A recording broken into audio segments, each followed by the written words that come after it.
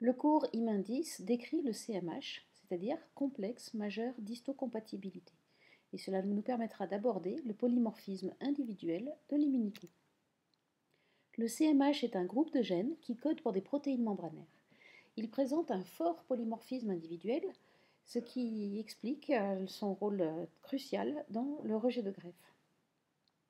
En fait, son rôle physiologique dépasse celui du rejet de cellules étrangères, puisque les molécules du CMH sont en fait les réceptacles dans lesquels la cellule expose les épitopes T issus de la dégradation des antigènes. Et c'est le complexe CMH épitope qui sera reconnu par le récepteur du lymphocyte T. On a deux grands types de molécules présentatrices d'épitopes. Le CMH de classe 1, qui est constitué d'une chaîne protéique avec une partie transmembranaire, et plusieurs domaines qui sont bâtis sur le même principe que les domaines constants des immunoglobulines. Le CMH de classe 2, même chose, avec deux chaînes, il s'agit de dimères. Donc, les perspectives médicales liées à l'analyse du CMH sont très importantes, hein, et la découverte a valu un prix Nobel à ses auteurs. L'organisation génétique du CMH est complexe puisqu'elle regroupe de nombreux gènes, plus de 30 chez l'homme. C'est aussi un système multiallélique avec une grande diversité au sein de l'espèce. Alors certains gènes n'ont pas d'allèles, hein. Pour certains, on a plusieurs centaines d'allèles recensés. De plus, l'expression est codominante, c'est-à-dire qu'on va exprimer à la fois les protéines correspondant aux allèles paternels et maternels. En revanche, tous ces gènes sont contigus et du coup ils forment ce qu'on appelle un haplotype, c'est-à-dire un bloc qui est transmis d'un seul tenant à la descendance. Le CMH de classe 1 comprend plusieurs gènes dont les principaux chez l'homme sont HLA-A, HLA-B et HLA-C.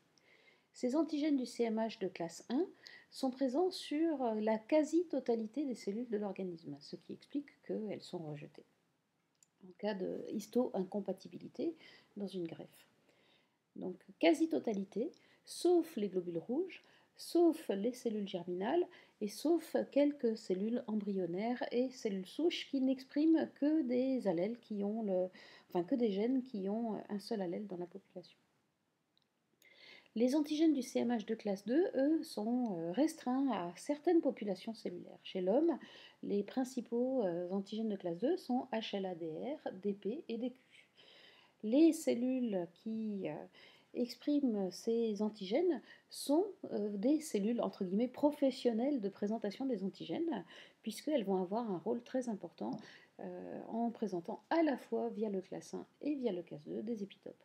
Donc ce sont principalement les cellules dendritiques, les cellules phagocytaires mononucléées et les lymphocytes B. Le CMH de classe 3 est un ensemble de gènes qui sont compris dans cet ensemble qui participent aussi à l'immunité. On y trouve des facteurs du complément, on y trouve des cytokines, des médiateurs de l'inflammation. Donc c'est un ensemble hétérogène, c'est ce qui explique qu'on va avoir une variation individuelle aussi dans ses capacités liées à ces molécules. Alors le polymorphisme, donc j'en ai déjà touché un mot, hein, il est très important. On a des CMH qui ne sont pas organisés de la même façon dans toutes les espèces, hein, avec une complexité croissante jusqu'aux mammifères. Et puis au sein d'une même espèce, de très nombreuses variations individuelles qui seront liées aux allèles que possédera un individu. Donc, pour donner un exemple, hein, chez l'homme, on va exprimer 6 CMH de classe 1 différents, hein, les HLA-A paternels, maternels, HLA-B, etc. Donc, voici une petite figure qui illustre la diversité. Alors pour le CMH de classe 2, on a un très nombre de molécules exprimées à la surface des cellules, puisqu'on va avoir des dimères formés des allèles paternels, des dimères formés des allèles maternels, et des dimères formés de façon mixte. Donc beaucoup de combinaisons possibles à partir des allèles qu'on possède. Donc voici tout en bas un petit exemple du nombre de allotypes qui ont été identifiés chez l'homme. Donc vous voyez plusieurs centaines pour certains d'entre eux. Alors cette histocompatibilité entre individus, hein, donc le fait de partager un même CMH, eh bien, la probabilité est très faible entre des individus qui ne sont pas apparentés, du fait de cette grande diversité. À moins d'une chance sur 1 million d'avoir une personne complètement histocompatible. Alors c'est pas tout à fait vrai, puisqu'on va avoir des répartitions des allèles qui ne seront pas identiques, hein, dans toutes les populations. Alors heureusement, ce n'est pas un problème pour la transfusion sanguine puisque les globules rouges n'expriment pas de CMH et que là, le polymorphisme ne s'explique que par les groupes sanguins. En revanche, entre des individus qui appartiennent à une même fratrie, eh bien, on va avoir une chance sur 4 d'être histocompatibles puisqu'on va récupérer d'un bloc l'haplotype paternel et l'haplotype maternel. Donc, je vous rappelle ce qu'on a déjà décrit, hein, c'est que le lymphocyte T, son TCR, reconnaît l'ensemble, hein, les parties exposées du CMH à l'extérieur avec l'épitope qui est logé dans ce qu'on appelle la poche à peptides. Donc c'est cette association qui va fixer, comme c'est montré sur cette figure. Et c'est ce qui explique un phénomène qu'on avait observé déjà depuis longtemps, hein, qui a donné lieu à un prix Nobel pour ceux qui en ont compris le mécanisme, le phénomène de restriction syngénique. À savoir que la reconnaissance d'un antigène par un lymphocyte est modulée par l'antigène du CMH qui le présente. Donc un TCR qui reconnaît un épitope donné avec un CMH petit a ne le reconnaîtra peut-être plus s'il est présenté avec un CMH petit b, puisque l'ensemble de la structure n'aura pas la même conformation.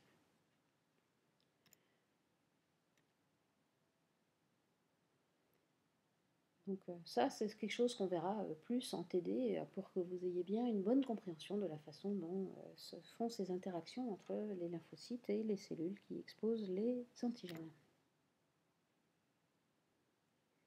Alors, un autre concept un peu ardu vis-à-vis du CMH est ce qu'on appelle la gamme peptidique.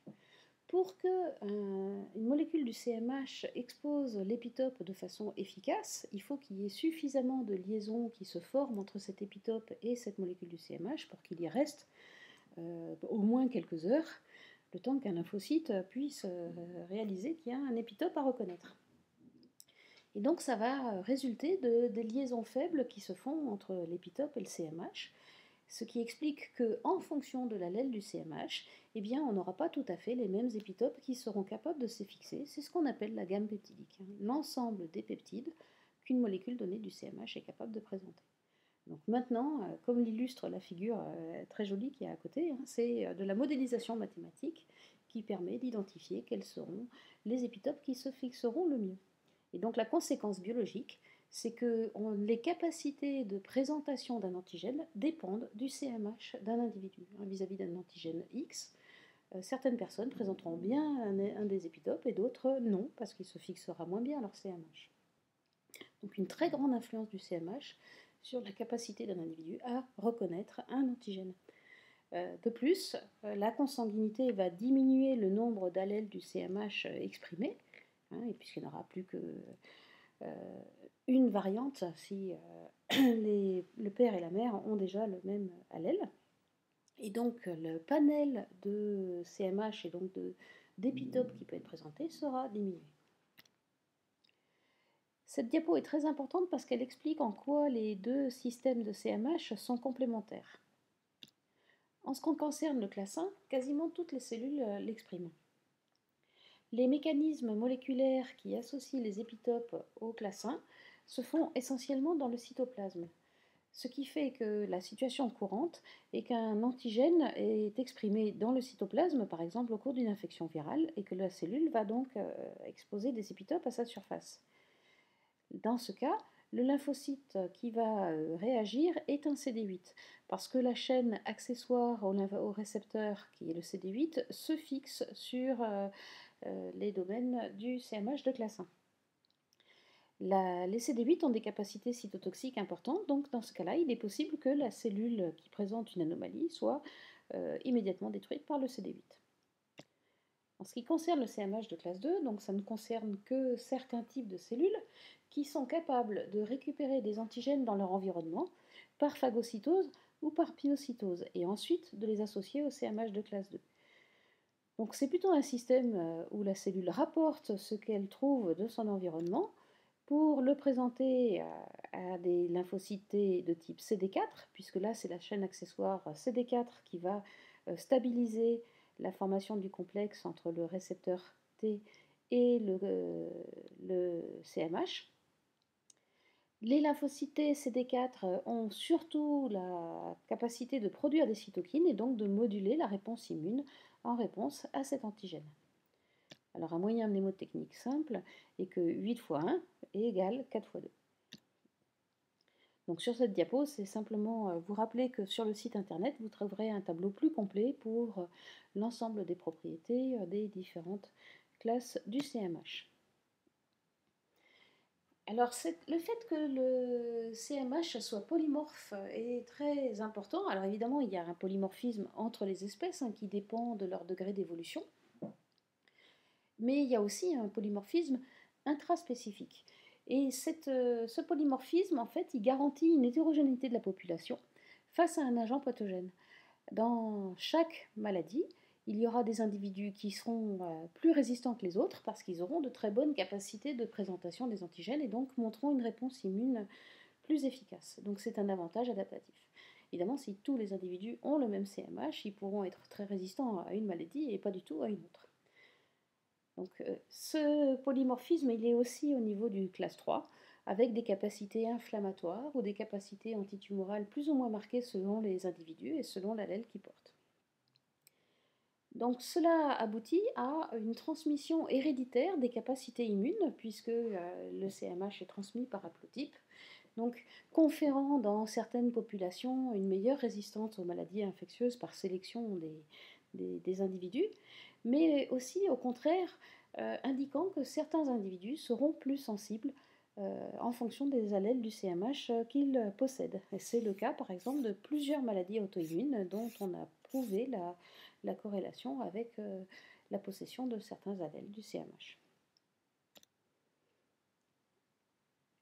Alors, qu'en est-il de la connaissance qu'on a de son propre CMH?